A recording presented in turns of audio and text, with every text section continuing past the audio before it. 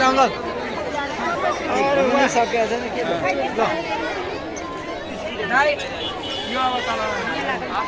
मेलाको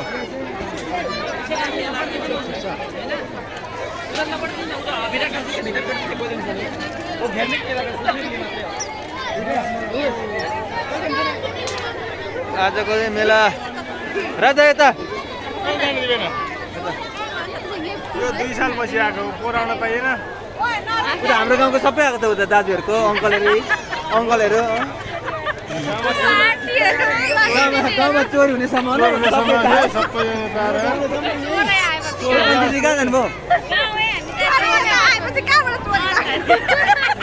मलाई भनेको म त प्रहरी हो नि